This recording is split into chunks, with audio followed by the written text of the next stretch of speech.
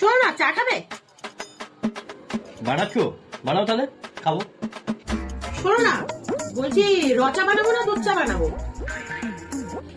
দুধ চাই বানাও তাহলে খাই। দুধ চা জানো তো, আমি এবার একটা স্পেশাল চা পাতা এনেছি। চা পাতাটা তুমি গন্ধ শুকলে পুরো একদম পাগল হয়ে যাবে। আর বলতেও হবে কিন্তু যেটা কোন চা পাতা, কিন্তু চোখ বন্ধ করে কিন্তু। চলো তাহলে তোমাকে নিয়ে যাই। চোখটা ঢাকো। এটা আবার কি দেখো? আমি তো বললাম যে চোখ ঢেকে গন্ধ শুকে বলতে হবে। এসো, উঠে এসো, হাত ধরো, উঠে এসো। আরে তুমি জানো আমি সব জায়গায় চাপ খেয়ে আমার অভ্যেস। চলো। এই গন্ধ শুকে বলে দেবো। ঠিক আছে, দাঁড়াও, বলো। কই কোনো গন্ধই আসছে না। কই কোনো গন্ধই বেরাচ্ছে না তো গো। এটা আবার কি? একটু দুধ তো। তুই বললে গন্ধ হেভি চা পাতা। তোমার প্ল্যানটা কি বলো তো? কি প্ল্যান? রোজই তো আমি বানাই, বলো।